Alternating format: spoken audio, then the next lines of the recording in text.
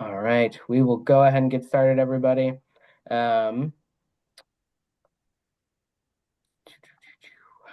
all right, perfect, perfect. All right. So thank you everybody for being here. I appreciate you taking some time out of your evening to come learn more about our Men of Merit dashboard that we just kind of launched off this semester. Hopefully you had a chance to look at your chapter's dashboard specifically.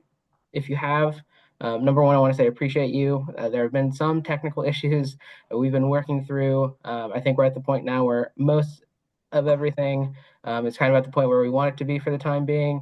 Um, so thank you for being patient and kind of waiting with us there. But to kind of start off, I just want to do a reintroduction of myself for those who don't know myself. My name is CJ Gibson, Director of Chapter Development on staff from Western Illinois, Class 21.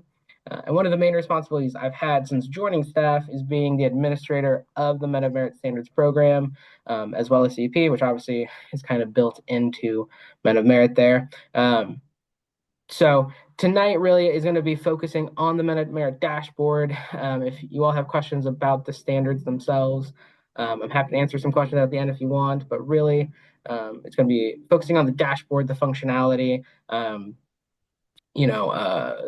how we kind of collect some of this data now that we have the dashboard, and then how things are inputted, whether instantaneously or kind of on the back end after things have kind of wrapped up. So if you have questions as we go along, please feel free to, unmute, ask your question. Feel free to put it in the chat. I will kind of be going back and forth between the chat as much as possible, but there might be a little bit of delay there as well. So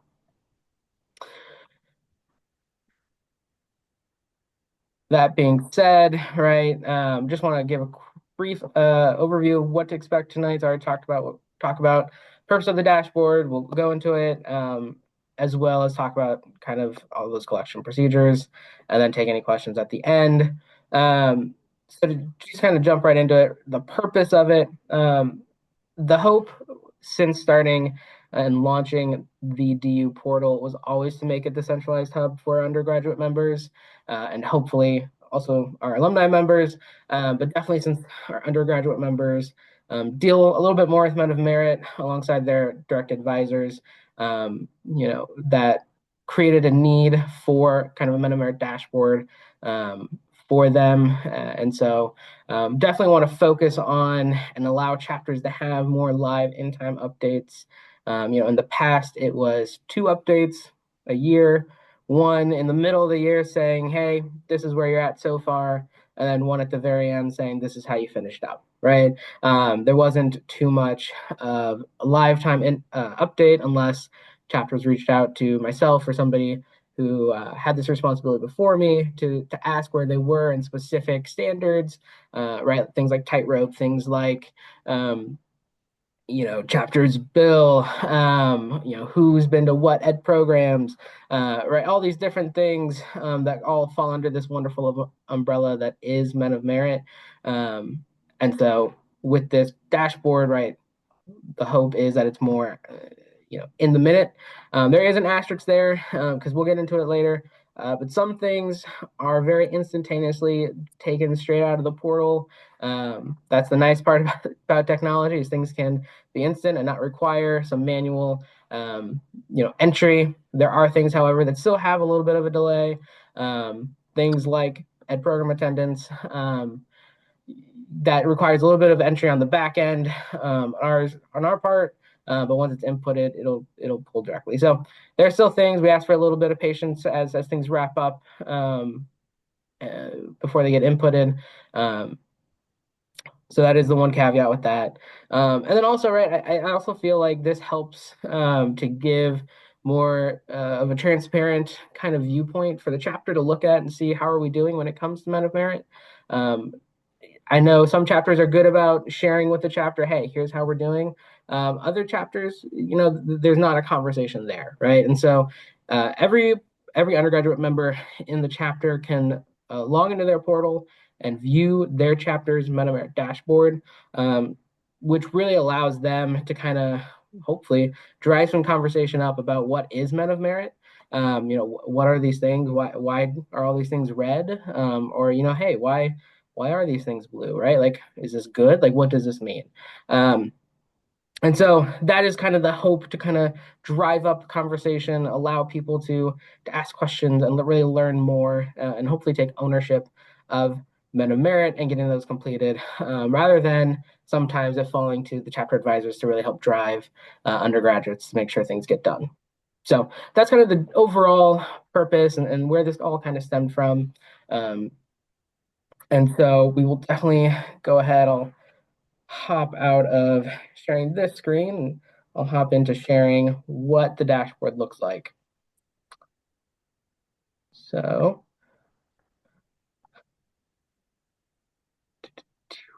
all right. So the dashboard was previously shown at President's Academy back in early January. This we're looking at here is a fake chapter. All right, we don't obviously have a Louisiana chapter. Um, so just kind of something to be able to show you all how what this looks like, how it operates, how it feels. So this is not an actual chapter's data. But this, like I said, it was first shown to participants at President's Academy back in early January. It shortly launched a week or two after President's Academy. And so hopefully, like I said at the very beginning, you all had a chance to look at your own chapter's data.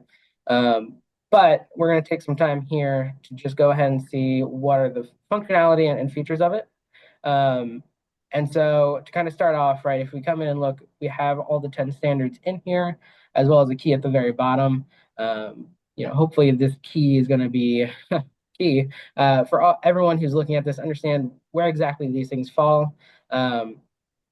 But as you can see, every standard is clearly outlined in some sort of coloring system, right? Whether that be blue for aspiration, green for expectation, a yellow, orange for minimum, or red for below. So even if chapters might not know necessarily, what the specific standards are, they can definitely come down here and obviously look at this key and see, okay, we are doing really well in some things, but then some things, for example, like service, very clearly it shows a red with a triangle, an exclamation point, right? Of, hey, we're not doing too hot. We have some issues here that we need to work on and fix. So definitely want to make sure that as you're kind of working with chapters, or if you are undergraduate members yourselves, right, you're working with your chapter brothers to help them understand what they're looking at. Because otherwise they're going to come in and see some tiles with some words on it and not fully comprehend it without a little bit of conversation and explanation. So please make sure that you're having those conversations. So as we're looking at these, some tiles do have the functionality to be clicked into. So the first one that has something like that is program attendance. So you can click into it and it will show you directly who we have down as attending ed programs during the course of this meta merit cycle. So if you look and see here it says that they have 4 guys marked as having attended a program, 3 of which attended LI back over the summer, and then 1 who attended President's Academy back in January. This helps to give just like that, again, that more transparent, like, here's what we have. I think in the past it was always, oh, we had, 1 guy here. We thought we sent 2 guys to, RLA, but we only got credit for 1. What's going on? Who didn't get credit, right? So this allows for more of a kind of direct comparison between the two kind of entities to kind of see where things are at and if there's any disconnect.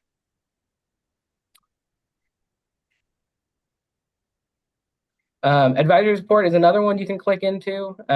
This one is more so to click into once you get to kind of that end of the year part where we are kind of collecting some data. So we'll get into this more, but just to show you what you can click into, there's that. Chapter GPA is another one that you can click into here. So if your chapter has turned in a grade report from the fall, you should be able to come in here and see exactly what the chapter GPA is, right? So in this instance, this chapter had a 3.5. However, you can also, if these data points are on the grade report that had been sent in, right, you're able to see and compare it to those other data points that we kind of benchmark chapters GPA off of, right? So all undergraduate GPA, fraternity or all IFC average, and then the all men's average at your respective universities. So again, this will help to, I hope at least, help people understand why is it exactly that you fell at the level that your chapter is falling at, right? So if you're at aspiration with a 3.5, right, it's because you're above all these other data points, right? Or if you're at expectation, maybe the all undergraduate is higher, but you're above, the fraternity average and the all men's average, or whatever that looks like, right? So helps to kind of break it down and show you why it is that your chapter is landing where it is landing at this time.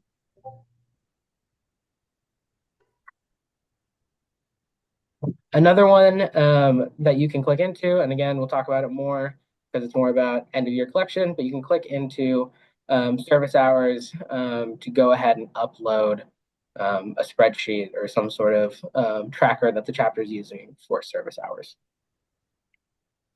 That is all that we currently have built out that you can kind of click into. We are hoping, or at least I am hoping, to build some of these other ones out to be able to look and see where exactly. The future that I hope and see is clicking into CEP and seeing, the total breakdown, being able to see what's been submitted versus approved versus denied. I think the CEP just being the beast that it is, it might be a little bit down the road. But I think that is kind of where we're hoping to get to, as well as click into things like learning assessment to be able to see who's done which of the survey, who's done tightrope. So all things that are coming down the pipeline just unfortunately haven't been fully developed up to this point in time. Are there any questions about the general flow, the general look of the dashboard? Anything you all would like to know more of before we get to what does this mean for data collection? What does this mean for when these things get updated in the portal? Hey CJ, I have a question. Yeah. Can you remind me who from the chapter will have access to see this portion? Like who will have access to see the scorecard in the portal? Would it be the whole chapter or officers and advisors, or is that something we have to manage if we want more people to see it? Yeah, good question, Jacob. So everyone in the chapter can see the dashboard, as well as the advisors for the chapter. The only people though who can submit things, right? So, submit the advisory support form or submit service hours, anything collected straight through the dashboard. That is only the 5 with admin access. So, the 5 undergraduate officers and then their advisors, right? So that's president, admin, recruitment, member education, and the 5th one that I'm of course blanking on because I always blank on the 5th one. But then their respective advisors as well have that access to turn all of those in. So everyone sees it, but only the select few can actually submit data on behalf of the chapter. Thank you. Is this active right now where we can click on things? Because I'm in our portal and I'm not able to drill down into anything at this time. You should be able to. Okay. I can answer that. Click on the word service. Don't click on the blue button if you were doing that. Click on the word service. Or click on the word, not the actual blue button. Did that help? No, didn't do it. Okay. Because I just figured yes, that out. now I'm sorry. No, it did. Thank you. Got it. Yeah, because I was clicking on the blue button because that's where my mind was thinking. It's actually the word. Okay. Yeah. Thank you for the help there, Daryl. Much appreciated. So, I guess the one other thing doesn't necessarily help with the dashboard. But if you click on CP, right now it takes you to the Men of Merit, or yeah, the Men of Merit website on the portal. So chapters can always use that to kind of learn more about the standards and what they mean. So, all right. So then we will go ahead. So I'll kind of break down what is taken instantaneously from the portal versus what isn't, and then how those are collected. So just we'll go in order here, right? So membership size of the chapter will take directly from the chapter roster.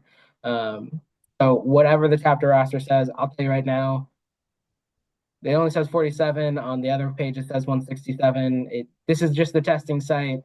Some things are messed up a little bit here, but they should be all set in the actual portal, right? But if you guys were to make any updates to your roster, right? Let's just say this Alex Adams, you were gonna update his status and say that he was an alumnus, and go through this whole process.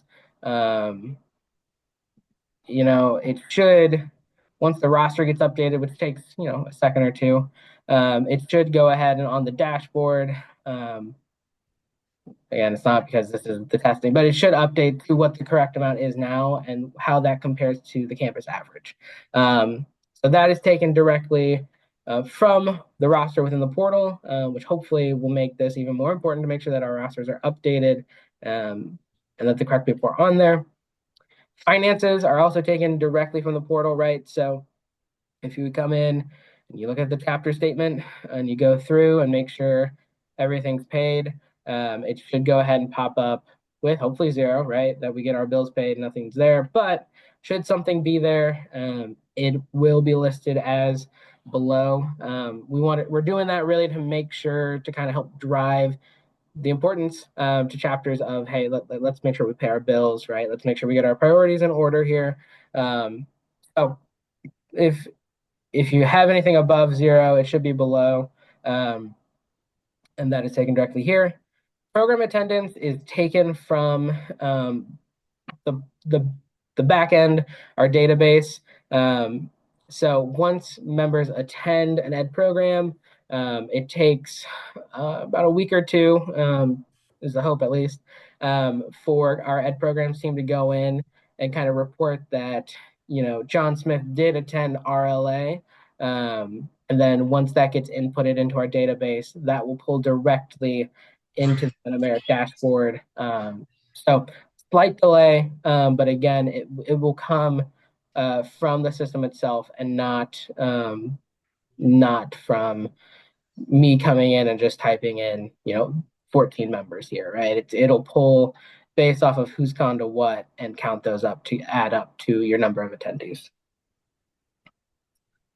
Loss prevention, this is one that is inputted manually. So obviously, over the course of the year, should chapters get any violations, which obviously no one ever will, and that's what we love to see. But if that were to happen, someone on our team, whether it's myself or Catherine Pizzella, will come in and just update this for however many violations there might have been over the course of the year. With this being something that doesn't happen too much, right? Like there's not too much of an update day to day. That can get updated pretty quickly. It just is us coming in and deleting one number and putting in another. So that is for that one. CP right now, like I said, it's a static number. So you could see in your dashboards the results for 2024. Those are the percentages at this time. Again, the hope is in the future that we can kind of build this out so that the actual CEP will run through the portal and live updates will actually happen here.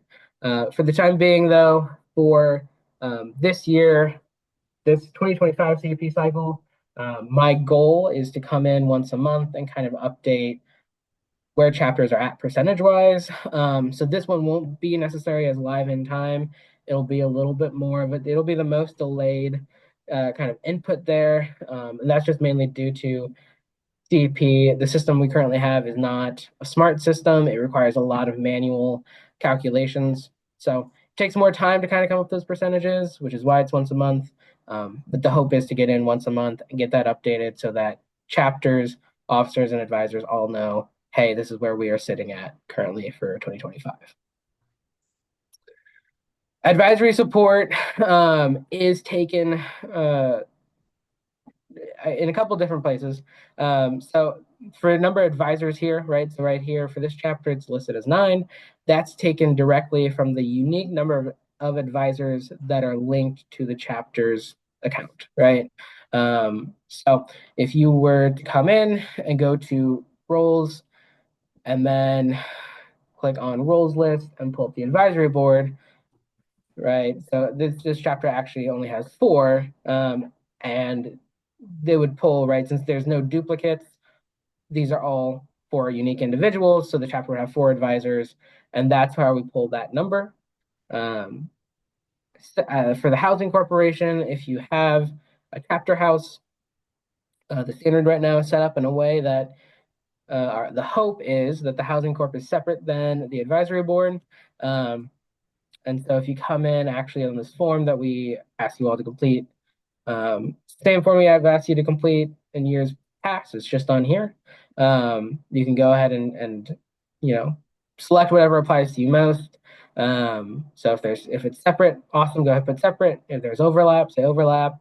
Or if you don't have a chapter or a chapter house, right, you go ahead and put no property operated. So that's kind of what you do for that part of the advisors and where that kind of gets pulled from. And then webinars attended, that one does require manual input. I have a spreadsheet for everybody who attends a webinar that gets sent over to Salesforce is the company who runs our database. So they get sent over to our Salesforce kind of technician for him to kind of input because it is much more complicated than I'm aware of, and he can do it much quicker. So I have noticed, though, that those have not been updated, so I need to follow back up with him. So I have a feeling that for most chapters, if not all, the advisory support when it comes to webinars is 0. That's not accurate. Happy to provide an update. If you all would like that, I can shoot you an email tomorrow with what that would be. Chapter GPA, that is one that is mainly inputted. So again, once I get those chapter reports, all right, those grade reports, I'm able to go in and input those. Those don't take too long, right? So once that gets set my way, that can very much be updated the same day. But until I have those in, I'm unable to get that updated. Service hours. So in previous years, we would ask chapters to go ahead and email me a spreadsheet or a Word document or some sort of way that the chapter was tracking to see what service hours brothers had completed.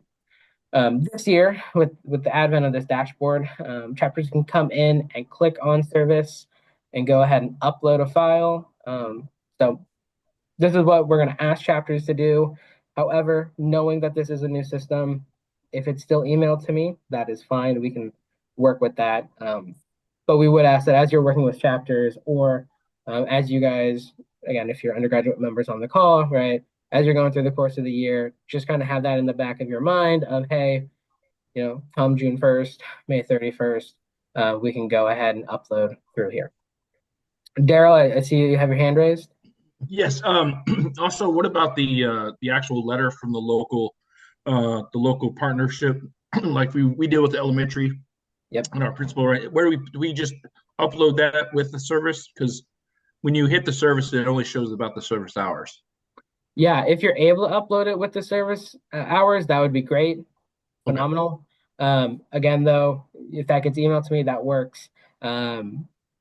Unfortunately, the way that this is set up is that it can also only store so much data that's inputted. So with this being kind of the first year in the trial run, if you will, we're trying not to overstress it. So again, if you're able to upload it with the service hours, great. Otherwise, email is totally good with me. Okay.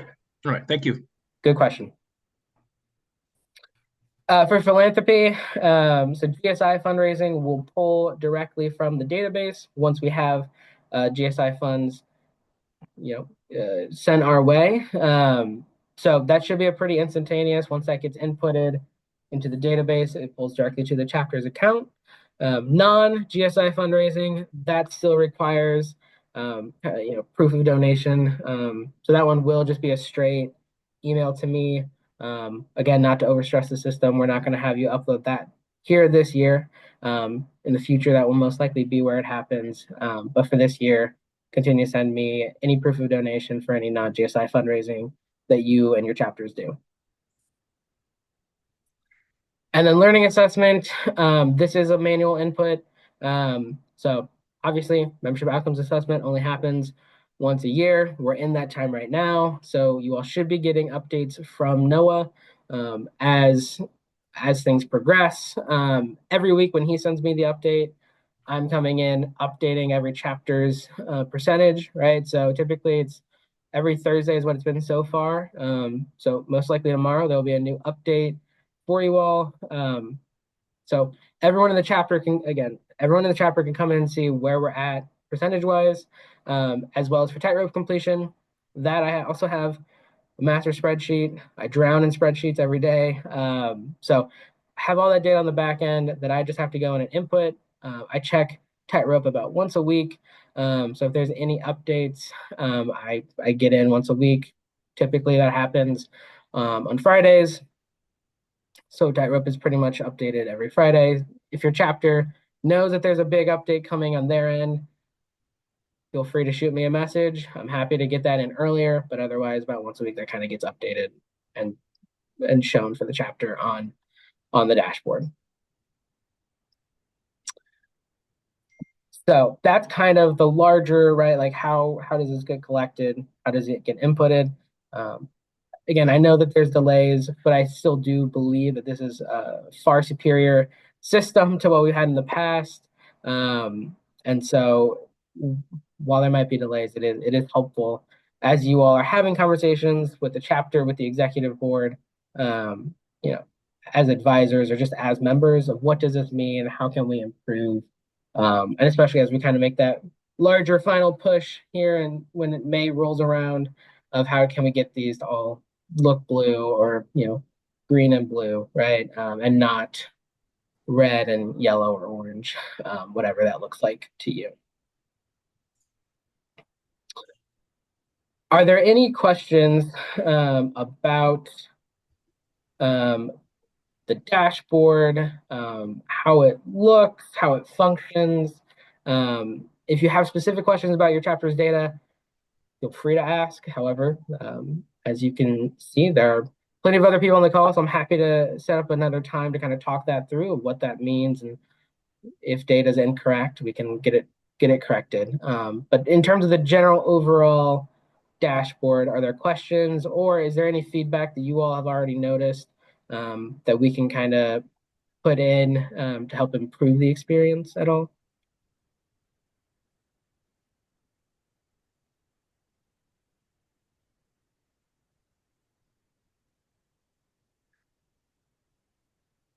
All right. Well, if over the course of the semester, if you notice things, right, little bugs, little things that you just think could be improved, shoot me an email. I'm happy. I want this to be as useful and productive for you all as advisors, for you all as undergraduates, as much as possible. And so any feedback you all can provide would be much appreciated to help you and us as we kind of help to get our chapters kind of all on the same page and all working towards, that expectation and aspirational level of men of merit.